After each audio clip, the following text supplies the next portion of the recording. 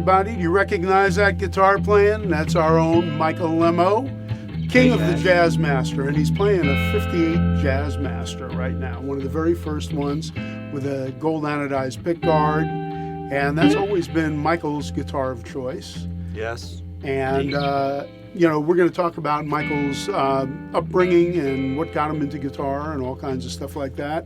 And we just like to have fun here. We've got a few real professionals in the room.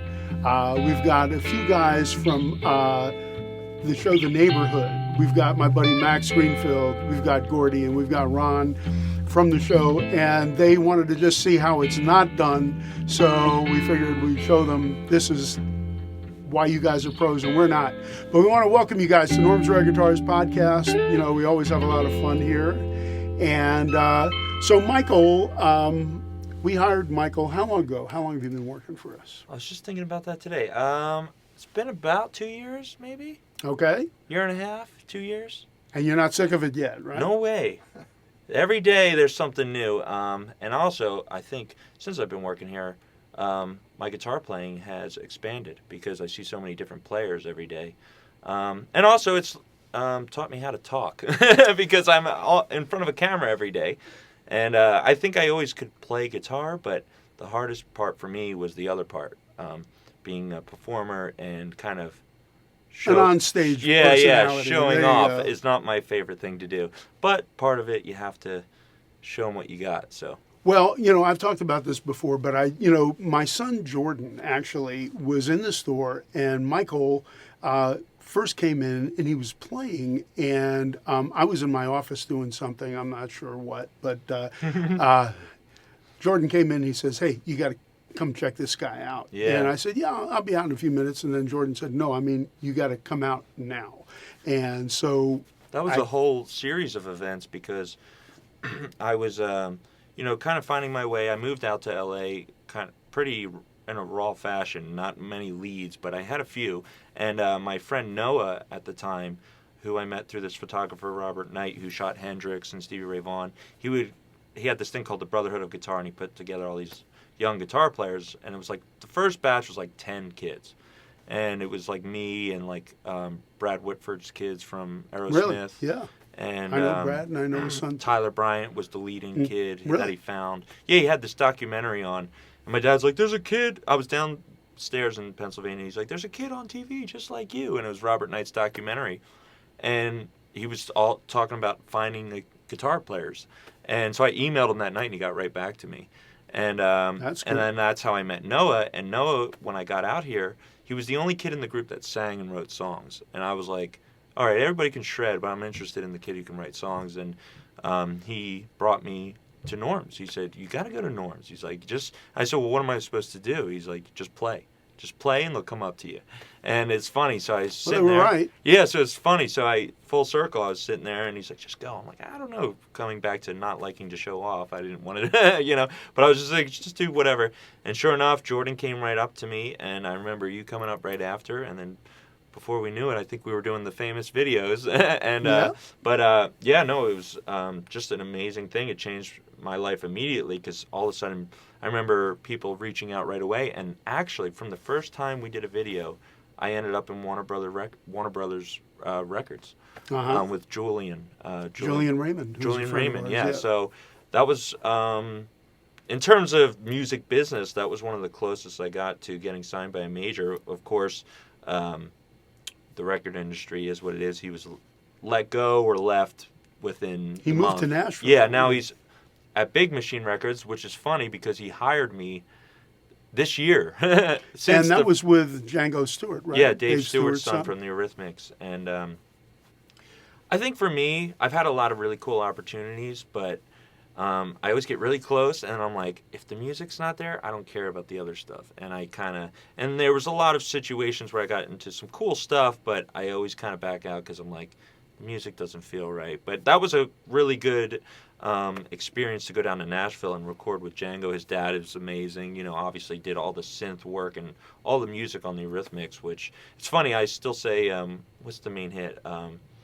Sweet Dreams is probably the most played song I ever hear on every radio, and he was just the coolest guy, so I did that, and did a lot of playing around town. But it was funny about how I got here. Well, and Jordan and I were at a sushi restaurant, and we're hearing these guys from this other record company talking, and they're saying, this one artist, Alan Raymond, needs a guitar player. And we were just eating, and we're sitting right next to him, and Jordan leaned over and said, I think I got your guy. And they're going, excuse me? He said, well, we work over at Norm's, and, we hear a lot of great guitar players. We got your guy. And he said, oh, really? And yeah, it's crazy when you think about it. An artist could only be so lucky to have a person like Jordan who's not, he didn't have an official position of managing or anything, but he was certainly doing a good job. Well, he was aggressive enough. Those guys, persistent. When he leaned over and said that to them, they were going, he that's didn't right. realize that he had heard what they were saying. That's right. And I remember he came back from lunch. He's like, we just got sushi and you got a gig. Yeah. So he ended up going out on the road with Alan. Yeah, so it was very cool. Right after, my first gig with Alan was Red Rocks, and it was 10,000 people. And it's funny because they said when they watched the footage back, I never seen it, but I probably before that I used to playing in front of less than 100 people. So, I go up and they said I'd be like this, and then I'd pick my head up and I'd be like, wow. Every time, the footage is just me freaking out. You got to pretend like you're in your living room or something so you don't get too intimidated. It's funny because people kept asking me what did it feel like, and on a daily basis I feel, not at Norm's, just in general, very out of place in terms of just having a hard time finding my comfort zone, and that was the most comfortable I've ever felt. And it was 10,000 people. I think I looked up just because I was so excited, but I really, that experience was one of the most memorable I've ever had. And then after that, we went to Europe, and we went all over Germany. We went to Berlin, Hamburg, Cologne, and then we went to Switzerland. We went to all over, and it was funny. I'd stop at, I think it was the first spot was Norway. And one of my favorite stories is I turned the corner, the guy goes, whoa, Michael Lemmo. And I'm like, oh, cool, you're here to see Alan Raymond. He's like, who's Alan Raymond? And I'm like, what? He's like, my point is just the reach that I've gotten from Norman's Rare Guitars has been unmatched. And it's crazy that all over the world, and then even in Oslo, I went to a guitar store, and they're kind of looking at me, and I hadn't only been working at Norm's for not even a year at this point. And they're looking at me, and they're like, wait a second, are you the Lemmo demo? And they gave me a bunch of free stuff, and, and Where's my commission? I don't know. I missed that one. Yeah, you did miss that one. Well, actually, he bought a few guitars from you. He was definitely a victim. Oh, right. That's what we call some of our customers. My buddy Max Greenfield over here. He's a victim and a friend and a customer. Big victim. But anyhow, what I kind of saw in Michael, which I really dug, was Michael's playing. He's so rhythmic, and he does so many things that are different from everybody else, when he's playing. A lot of guitar players can either blaze, like fast solos or whatever. But Michael kind of combines the rhythm and the solos together. And that's kind of what we recognized in him that was so different. And doing a lot of this stuff, a lot of people talk about sustain and hitting long notes and things like that. But, equally important is playing some of those short notes, and with the staccato and the muted sound, do a little of that kind of stuff, something real rhythmic that's kind of got, that kind of staccato stuff happening.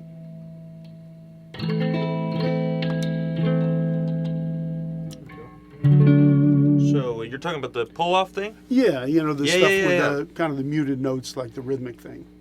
So you can kind of do it different patterns, but check it out.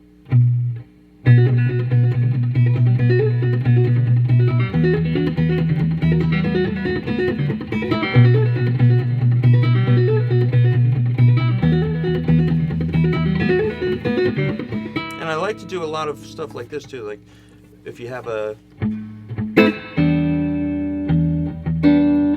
chords in the background, so stuff like that kind of stuff. I call it kind of tick-tock guitar playing. It kind of sounds like a clock or something, but it's really cool. Yeah, we use it a lot, and one of the other great players at doing that is Henny Hendrix. Oh yeah, he's and terrific. and it's one of the reasons why I feel like when we jam, it works so well because he's kind of got that rhythm too. Uh-huh. And but yeah, it's all about that and the melodies for me. Well, like when Hendrix played like tunes like "Wait Until Tomorrow" and things like Yeah, that, yeah. there was a combination of this rhythmic thing happening with solos, and Yeah, that's it's kind what of made a it so constant special. thing. You know? I've really. It's funny because I went to Berkeley and they always told me not to use my thumb, but that's kind of what opens that up for me. And even Hendrix was known for doing that. So you can kind of play. You just keep strumming and you just pick them out. Really, a lot of muting with your left hand. So let's say you're just strumming all the way. So you're like, Yeah. and then you can just keep going. But yeah, just different techniques I've been working on. But I always love filling space. Like my uncle always would tell me about my guitar playing. He's like, one thing you definitely do is fill a lot of space. And I think like Stevie Ray Vaughan and Eddie Van Halen and Jimi Hendrix, a lot of times they were the only guitar player in the band. And that's a lot of responsibility. And I always wanted to kind of keep that principle. Well, they can fill space, and you can fill space, but also we're leaving some space open, which Yeah, I think but is I think- kind of a cool thing. Yeah, and I think that that's also part of it too, is knowing the dynamics of when to stop and start, and that's all stuff I've been working on my whole life.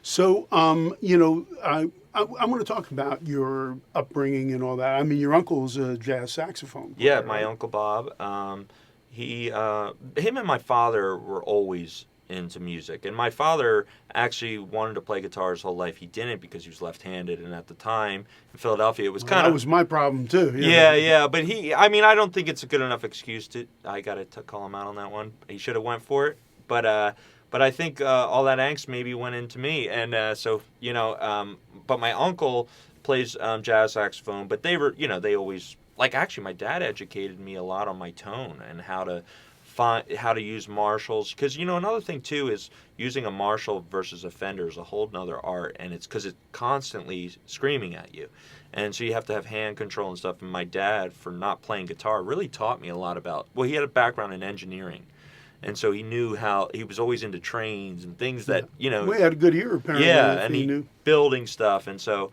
he really helped me out there a lot too, and they both pushed me along with my musical influences. When did you get your first guitar, and what was it?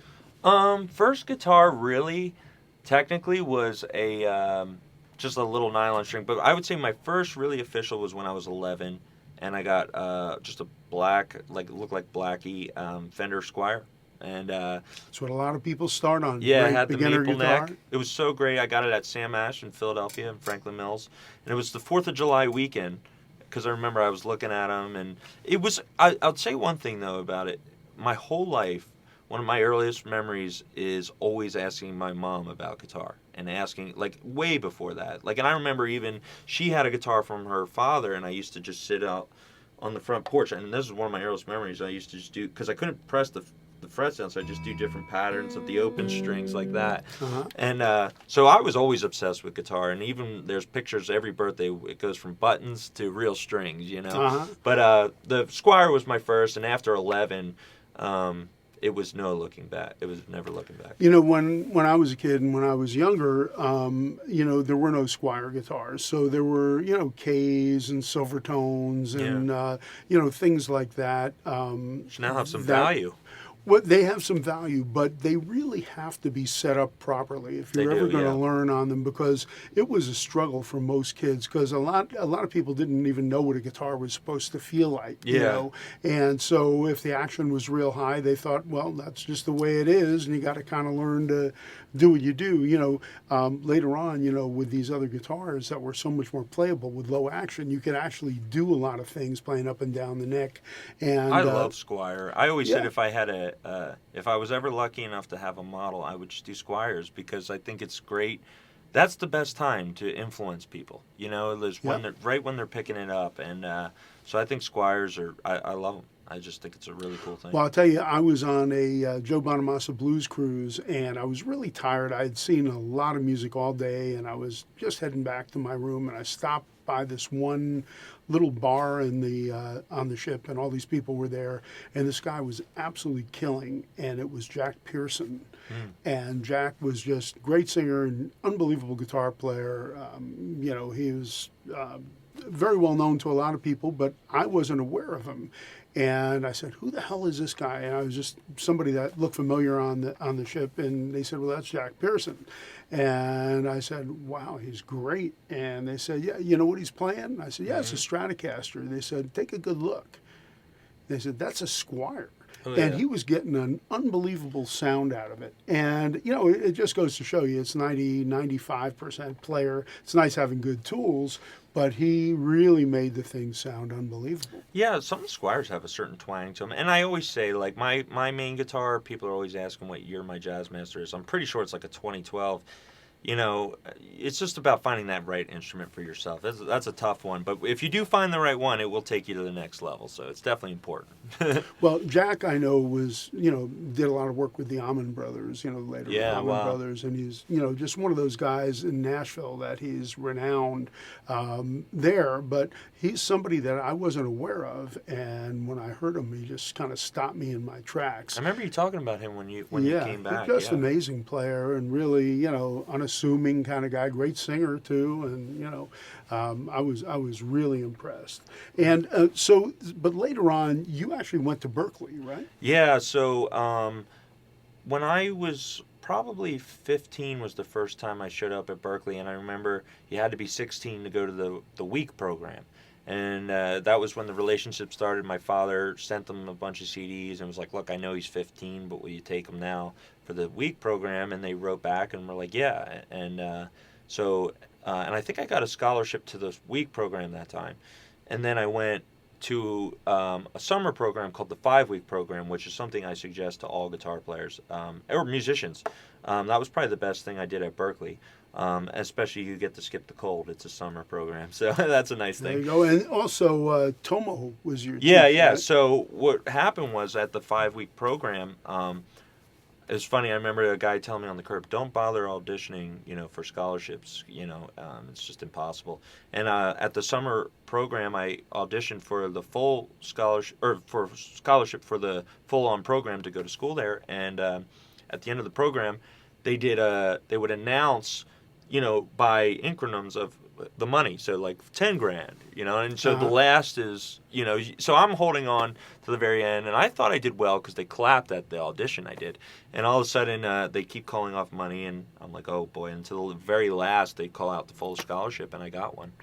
And Pretty cool. pretty wild because I can't read a note.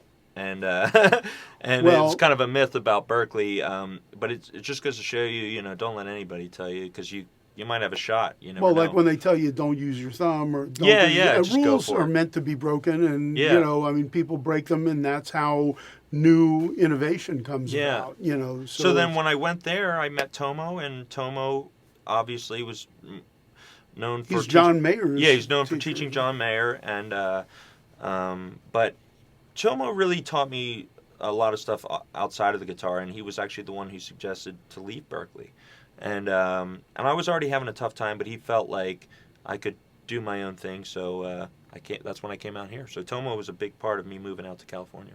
And your idols, one of your biggest idols was Eddie Van Halen, right? Yeah, Eddie Van Halen. So I used to cry about Eddie Van Halen when I was a little kid. I was like, there's not enough. There's Zeppelin posters, there's Beatles posters, but I'm not finding Van Halen.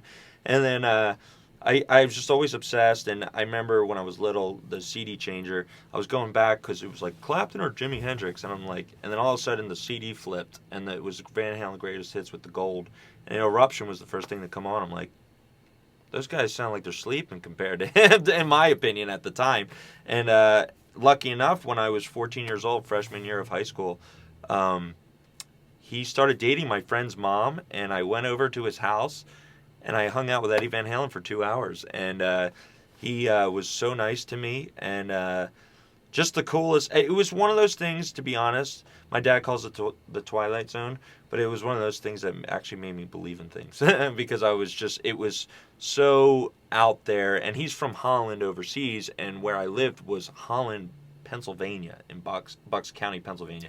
Woo! It Yeah. sounds like the Twilight Zone. Or It is something, pretty you know, weird, so. and just a meeting of the minds there, and you know, so.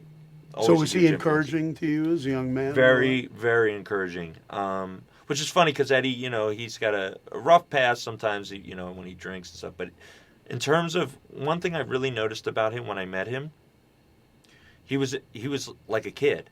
You know, there was people in a good way, like in terms of he never grew up. He's a guitar player. So when people his own age came over, like, hey, Ed, I remember seeing you in '80s. He's like, yeah, whatever.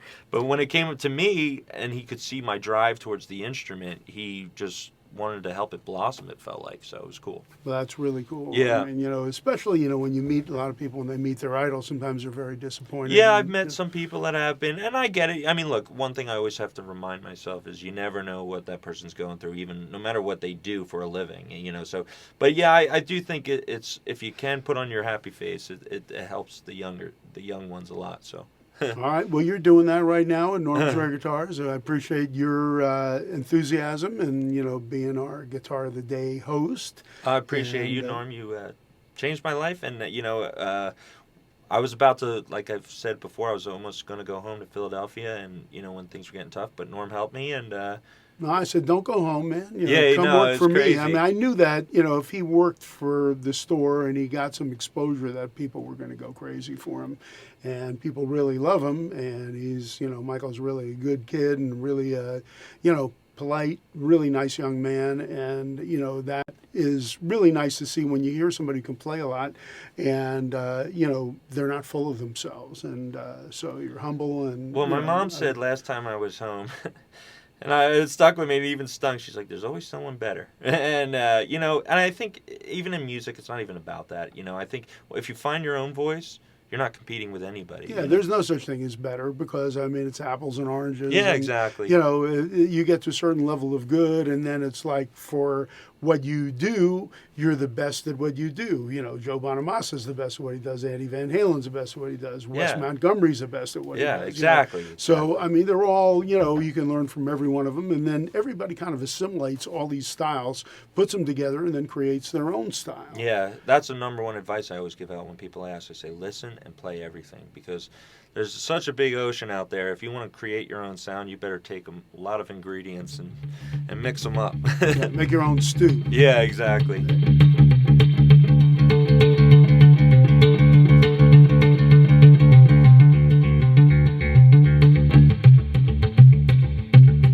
So what is it about the Jazz Master that does? What inspired you first to pick up a Jazz Master? That's funny. I was first inspired by the Jazz Master when I was 14 years old, and it was actually in like Pennsylvania and the tri-state area. A lot of big scene was emo music, which is kind of like bands like Taking Back Sunday and stuff, and they started coming. I always saw the Jazz Master in alternative music, whether it was emo or indie and so that was my first exposure to it. I'm like, that's different, you know. And so I remember talking to my dad, same place I got my first guitar. I'm like, we go back to Sam Ash, and I'm like 14 years old now. I'm like, I think I kind of want that guitar, but I was afraid of it because I'm like, I don't know anybody who plays it as much, just other than friends, and it had different switches on it. And then when I moved out to LA, I was 21 years old, and in 2012, I saw Radiohead for the first time. And I already had this interest going up to the show, but I saw them in Santa Barbara, and they came out, and they were playing this record called King of Limbs. And Tom York and I think it was Ed O'Brien, they both had white Jazz Masters, and they sounded like a UFO, and they looked like a UFO. And I was like, these guitars, this is the new thing. And I always played Strats, but I always would do what I call it was really famous at Berkeley, and we see it at the shop too. It's not a bad thing, but the Stevie Ray Vaughan-itis kind of thing, you know, where you're just like, you just go do all of his licks, and that Strat kept making me do that. And so yeah, after seeing Radiohead in 2012, I got home, and actually cool enough too, it was one of the last guitars I went shopping out with my father too, and he was there, and yeah, I had to get a Jazz Master, and then I never looked back. First thing I did was I changed the bridge to a Mastery bridge, and And the rest was history. That's one of the things about Jazzmasters is that the bridge, the strings can pop out of the They bridge. can, yeah. It's inherent in the design of the guitar, but so this mastery doesn't affect the originality of the guitar, but it's a way to kind of create more tension so the strings lock into the bridge a little better. Yeah, and I think too that the Jazzmaster kind of had a resurgence, I think, in the 2000s because alternative music became so big. Because rock and roll, there was so much of it already done, and so people are looking for ways to think outside of the box. And I think that so the Jazzmaster, there's been more research done into it the second time around, and people were figuring out the bridge is kind of having some trouble and stuff. But I'll tell you, when you switch that bridge, I can literally hold my Jazzmaster by the bar, pick it up again, and it's in tune, and you can really beat them up. And also, the toggle switches started making changes for me. Like you can do like kind of kill switch stuff where you're like, that kind of stuff, and then the bells. But it was just. The main thing for me was it made me think differently. I didn't think to like, oh, I know this guy. I mean, the only guy I could really think of right away was Elvis Costello. Well, that's what I was going to say is that, Elvis Costello kind of brought the Jazzmaster back into prominence where a lot of people were seeing a rock guy, a pop guy playing, a jazz master because, they were kind of asleep for a while. Yeah, it's really a guitar that was asleep, and I think, like I said, if you go to like East LA or if you go to Brooklyn where a lot of these bands are breaking, especially in indie and alternative music, it's offsets, man. There's a lot of offsets you can't Wilco, say... Wilco, Nels Cline. But, the king of the offsets in a lot of ways for pre-2000s is Kurt Cobain. It kind of set up a precedent of... It's exactly what the name sounds like to me. It's just a little offset. It's like, you know what? And I think in rock and roll music, things had to be a little offset because so much has been done. It's been going on since the 50s, and so it's just something for inspiration. Well, if everybody used the exact same guitar and the same amp, everybody would have the same sound. So it's kind of cool that, that opened up to a different thing. Like there was a period where Gretsch guitars were sort of dead in the water. Nobody really wanted them. And then Brian Setzer started playing Gretsch guitars. And it showed people what those guitars are capable of doing. Exactly. And it was a whole different thing. Yeah, and I'm sure if you asked Brian, couldn't do that on a Strat and stuff. And the tone, I even saw actually Django's brother, first time I saw a Gretsch, he was playing like that greenish color one. And it was just such a unique playing, such a big sound. And you're right. It's like, man, if he didn't have that guitar is part of what makes him so unique. And so, yeah, and another thing, too, is the tremolo system is unmatched to me. Strats sometimes can be a little stiff. And they'll go out of tune sometimes on me where, because loving Eddie Van Halen, he would always have the Floyd Rose setup. But I couldn't stand that because it's just you got to unscrew them, you got to untune them. But this bar is... Well, it's a longer bar for one thing, so it actually... And you can keep your hand on it while you pick, so you can do, like, wave chords,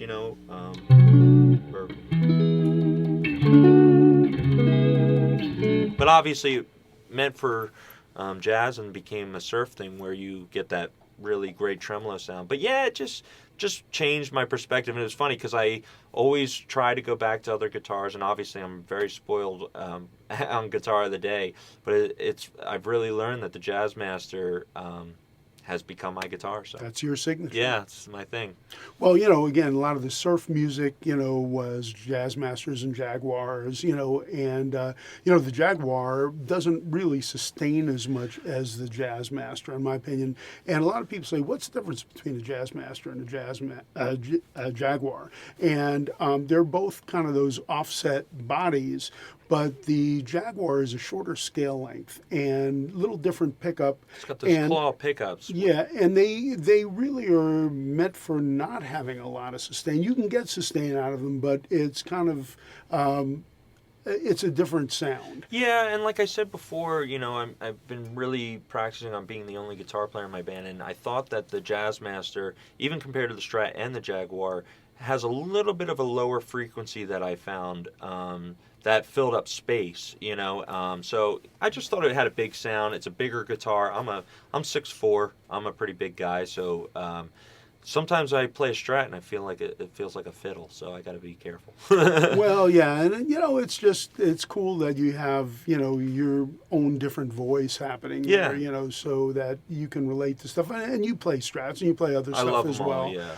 yeah. So And I love that's, Gibsons, too. I That's love why them. people collect guitars, and that's why when people say, "Well, I got 20 guitars," is too many guitars, and I go, you know what I call that? I call that a good start. Yeah, Because it's like having a bunch of different paintbrushes if you're a painter, and some you need the thin stroke, some you need the thick Yeah. stroke, and I'll tell you, in the everything does studio, something else. yeah, especially in the studio, I use a lot of different guitars. I mean, the last time I recorded, I used just my Jazzmaster, but you've been nice enough to lend me some stuff. I've used cornets, I've used Gibson hollow bodies. Epiphone cornet. Yeah, that is. Epiphone. It's like the SG equivalent. Great by guitar. Epiphone. I'll tell you, if you want to record and get an organic tone, Epiphone cornets straight to the amp. Epiphones are very much a sleeper. A lot of people don't realize that before 1970, the Epiphone guitars, well, at first they were their own separate company, and then Gibson acquired them, and they were kind of a subsidiary of Gibson, but they were made in the States, and they were every bit as good as a Gibson, but a just Gibson had P90, slight differences. And so a lot of people, when they hear the name Epiphone, they go, well, it's a Korean or Japanese or Chinese guitar or Indonesian. But no, not really. There's some unbelievable Epiphones, and, it's always refreshing to me when somebody comes in and they ask for some of the cool old Epiphones. Like Yeah, me too. The Epiphone Texans and the Epiphone Frontiers. One of my and favorites was the Excelente. Crestwood. Crestwood's A little great bit guitar. more valuable, but those circle kind of inlays, oval inlays, are that guitar looks like it's. Well, then the 6 on the side, like a Fender headstock Yeah. on some of them. The early ones Batwing are headstock. three on the side. And then the one with the silver fox is that green is just one It's of the kind of coolest a colors. green gray kind of color. Yeah. And then there's the Casinos, Rivieras, and Sheridans, which All are beautiful really guitars. cool. Those were like the 335 type, 330, 335, 355 equivalents. The Epiphones didn't have stereo. Right. But the so the some ways, 345s it's and not the worst thing. 355s. Yeah. No, a lot of people don't really like Yeah, to some have to people are use a converting stereo them, chord. But and all that. all those guitars right there are perfect examples. Like I found my Jazzmaster. Those are all guitars that have so much to be discovered about them. I still feel, and that's where the opportunity is. That's one of my point is. It doesn't have to be a Jazzmaster, but it has to go for a guitar that you can find your own voice on. And those old Epiphones, I see so much opportunity there. It's insane. There are a lot of Gibson and Epiphone acoustics, like the J45 and the J50 were the same guitar. The only difference was the J50 was a natural finish, the J45 was sunburst. The Country Western was natural finish, and the Southern Jumbo, which again, it was the same guitar, the Southern Jumbo was sunburst. So an Epiphone had like all these other kind of things that were just different. The scale length on some of the Epiphone guitars are different than the Gibson scale Exactly, length. yeah. So there's like slight differences, and the scale length can make a difference in the sound. Yeah, and even the cornet body was, I think, the closest they've gotten to like a Strat feel almost. And I always thought that the Strat was such a comfortable body. I think that's why a lot of guitar players go towards it. But if you look at it, it's just like a Strat body almost, and then it's got the one P90 in the back. I mean, sometimes you can get two, but it's an amazing guitar. It's definitely something to work with. Well, again, it's finding your own voice, and again, talking about the scale length, Martin has this thing where it's a triple O or an OM, and the difference being is the scale length. They're pretty much the same body, but the scale length is different. And the longer scale length has a little poppier, like a little snappier type sound, sometimes creates more volume. So all these things kind of play into what the guitar sounds like and what is the sound that you're aiming for. Because everybody's got like a sound in their head, and they've got to kind of determine if that's their sound. So, finding the right guitar for you as your main guitar, and then having other guitars, because, when you go in the studio, it's really cool when you layer That's different another thing guitars. I love to do. I on Guitar of the Day, I often use, for better or worse, a looper. And, I think one of the biggest arts in the studio is learning how to pair up different guitars. And yeah, I mean, like you said, a Gretsch, I mean, that's where you find out these guitars do different things. I mean, you layer a Gretsch down on even like a kind of a baritone line, or if you're just going like... and you Yeah. put that layer on, and you're just like, that's why they did it. Well, Dwayne Eddy Yeah. used the Gretsch back in the early days, Big and he went sound, to a too. Guild Dwayne Eddy model, which was really cool. And he did a lot of stuff that played off that open E string. Yeah, you know, he'd so- do kind of like that. Just like those big Yeah. sounds, but man, you could tell it's huge sounding. and a lot of open strings. Yeah, you yeah. know, so Boom, created a and good very beats big too. thing. Yeah. So, again, it's just guitar history, and all you guys, if you're listening to this, you're probably guitar lovers. So I know this is probably geeky for some of you people, but talking about the differences in some of the guitars. But so you have a band called Lemmo. Yes, I do. How did you find that name? Actually, it should just stop there. But there is a little story. I actually had a singer who was, and he was like, "Well, you're writing all the songs, but you don't sing. We should call Lemmo." And I was like, "All right." I actually was uncomfortable with it at first. I was like, "I don't know about that." And then it never changed. And then people just called me Lemmo. And actually, I moved out here with the band. That band at the time actually has split at the in the past, but I have a new group together. It's been about 2.5 years since my last show at the Troubadour. I just needed a break, and it wasn't not like anything wasn't going right. I just, it's tough. Yeah, I know you've pursued music. As we've always said, it can be very disappointing. Can be and very all that, disappointing and very trying. And for me, it wasn't the playing that was the problem. It was just finding my voice and being in my own skin, and I feel like working at Norm's has helped me do that, so it's time to play again. So yeah, Lemmo is still going and back on, and that's one of my biggest passions. I love songwriting. I love, because it ultimately comes down to the song. So yeah, we're going to have some fun with that. Well, like, for instance, the Jeff Beck group, Jeff wasn't the singer. It was Rod Stewart back in the day, like on the Truth album and all that. So it was kind of unusual because people who didn't know in the very beginning thought Jeff Beck was the singer. But he wasn't. And then I realized, obviously, the parallels with Van Halen. The band was his last name, and he didn't sing a note. He wasn't the singer either. Yeah. So there you go.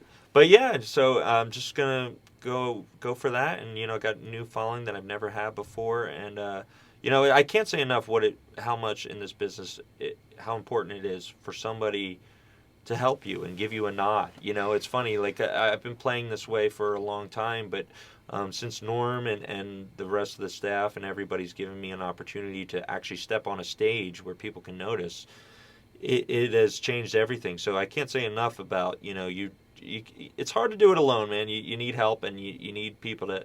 So it's funny. Now that I have the stage, things are kind of working. So I appreciate that. I mean, it's giving you the confidence to speak and do all the other things, and also to be the personality that you are now. And, people like it.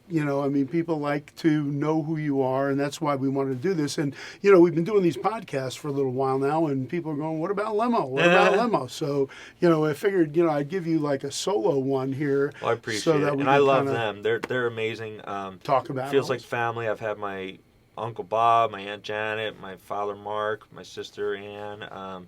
I got my brother Tom and my mother What about Christine. your mom? My mother Christine. I was just going to say, because Tom and Christine have not been on the Guitar of the Day yet. But my point was that even the fans know them. It's so funny when people come up to me and they're like, "Yo, how's Uncle Bob?" I'm like, what the hell is going on? How do you know Uncle Bob? Yeah, but it feels like family now. And another thing, one of the hardest things about pursuing music is traveling and being away from your family. And I feel like I've got a new family here, so it's been amazing. Absolutely, we all love you. And one thing, Michael's from Philly, and Philly and Atlanta, I am too. And one thing that's kind of cool is Michael was back, and he went to Atlantic City, and there's the White House Subs. Some of the best and ever.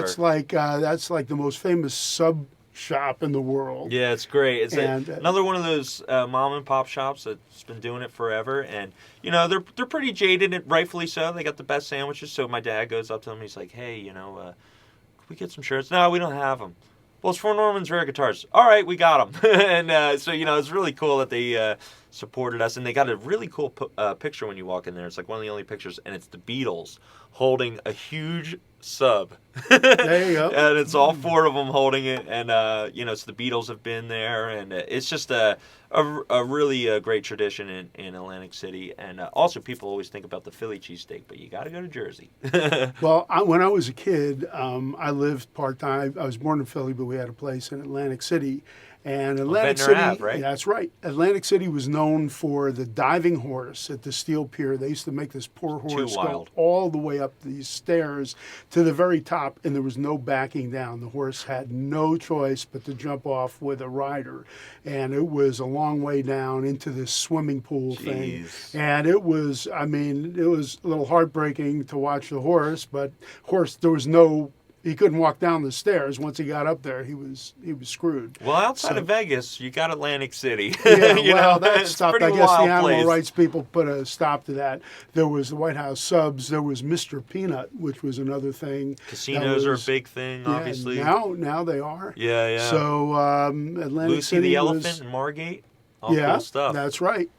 So, all these things from back home, they bring back memories. And, it's nice to have Michael and, and my friend Rick Vito is from Philly. Yep, Rick, Frank Stallone is from Philly. And, so, we talk Philly when these guys are around. And, or as Frank would say, Philly. Philly, because, the guys from Philly, they can't pronounce We can't do our L's. Yeah. That's all right. It becomes a W, Philly. When you started doing the Guitar of the Day at Norm's Rare Guitars, you got a call, and I know Jen picked up the phone and said, Michael, you got a phone call, and who was it? It was Slash. Only at Norman's Rare Guitars, yeah. So I was freaking out. It was my first episode of Guitar of the Day. Mark Agnesi obviously did a great job and had a tremendous following, and I step in. And it's never easy following somebody, being the next act up, but I did a Fender Bass 6 custom shop. Probably the most odd guitar for Slash to ever be interested in. But it's tuned E to E. You can play it regular. And Jen gets a call. She goes, okay, yeah, so you want it? Okay. Mike, Slash is on the phone. And then so he comes by. Yeah, I looked at your face and it was like, you were like... I was confused. Yes, you thought we were playing a joke on it. Yeah, I really did, because if you watch that first episode, I'm like a robot anyway. I'm so nervous. And that was, first of all, obviously he liked the guitar. He bought the guitar, but very nice of him too, because it really helped cool down my nerves. And I remember boosted your confidence. Yeah, of course. And one of the things I remember him saying was it was a smooth transition, and it seemed genuine when he said it. And I'm like, well, he's here right now, so it must be. And that was definitely one of those moments where you go, this is, first of all, I'm in LA. Second of all, I'm at Norman's Rare Guitars. So this is a unique situation. So very cool. Well, what always kind of surprises me is I was talking on the phone and I was talking with Billy Gibbons. And Billy said, I watch your videos. Yeah. And I was like, you watch our videos? And he said, yeah.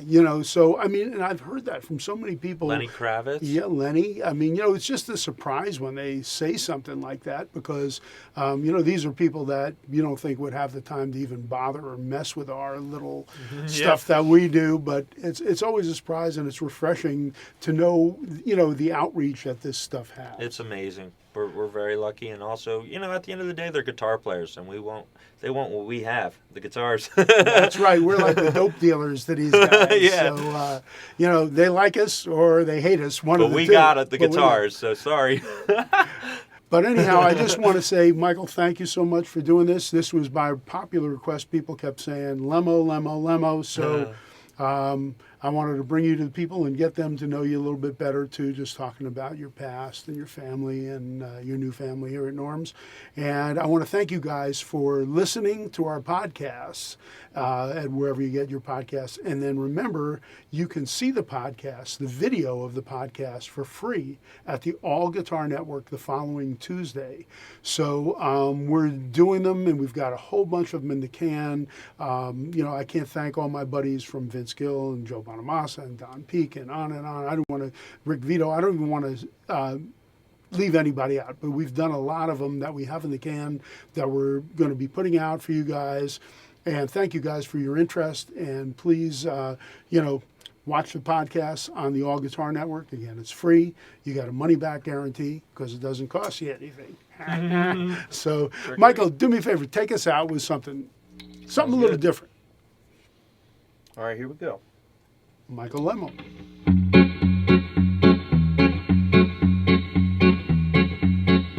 Rawhide.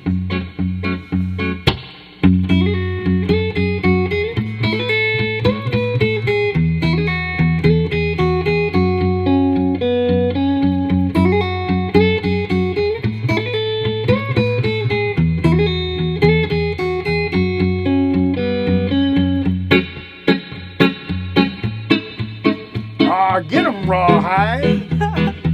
This is before your time. That was a TV show. So Norm's always educating me. yeah, on the old days, the real old days.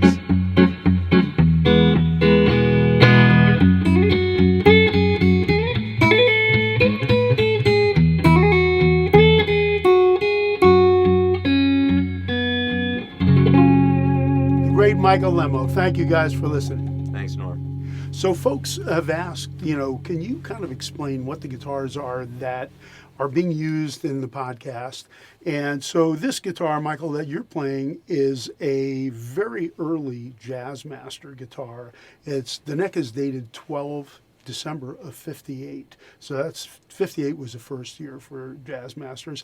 Tell us about what the features are on this guitar. It's just an amazing guitar, yeah. So it was introduced obviously in 58, summer of 58 NAMM. So in mid '59, this would have been a tortoiseshell guard, so it really is kind of some pride to have that anodized guard. But it's just beautiful. It's got the rhythm selector. Obviously, you have your amber switch, and you got your soapbox pickups. The bar works perfectly. Just an amazing guitar, and the condition is just absolutely gorgeous. And it's a slab neck, which means it's a thick piece of rosewood. It's the first of the rosewood necks. The fingerboards are about twice as thick as the later rosewood ones that were coming out in, say, 63, 64 and on. And they have a curved extended lamination at the end of the, just past the nut of the guitar. So that's really cool. And then what it also has that's kind of really cool is this switch up on top. When it's up in the up position, it activates these two roller knobs for volume and tone. Yeah, and you kind of get a jazzy tone. It's almost like having the highs cut off, a little bit of a... here, let me show you.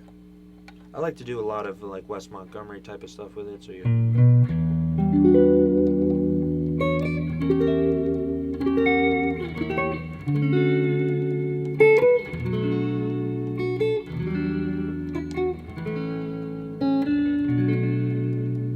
It's a real moody sound. It's moody, but also, like if you were playing rhythm in that up position, and you wanted to set the volume to, say, medium volume, and then when you're ready to solo, you want the volume to boost without having to turn the volume knob, you can just switch it. Put the switch down, and that activates the bottom volume and tone control. Which basically just works like a Les Paul. You know, you got your two pickups, and then you have your neck, both, and bridge. So it's not as complicated as you think, and you can use the rhythm selector if you turn the volume all the way down. You can use it as a kill switch, all different things. But I really find that rhythm selector is super useful. It's pretty clever wiring, actually. You know, the Jaguar has more buttons and stuff and does a few other things. Right. But this is simplicity in its most prime and best form, and I can understand why people would like that, because it really sets you up to be able to do a few things very easily. Yes. And not have to think about too many things while you're playing, especially if you're concentrating on a rhythm passage, and then all of a sudden you want to go to your solo, you just press that one button down and you're ready to go, and you don't have to mess with knobs and other stuff. That's right. So this is a 58. We know the neck was dated 1258. There could be some early 59 stuff there, because a lot of the times the necks and the bodies were made at a slightly different time. They shouldn't be too far off. So, but the neck is dated 1258, so I'm calling it a 58. And it's one of the very first Jazzmasters, one of the coolest Fender guitars ever made. And One of the best I've ever played, if not did and this one. is a great example of one. So there you have it. That's what we were playing. No.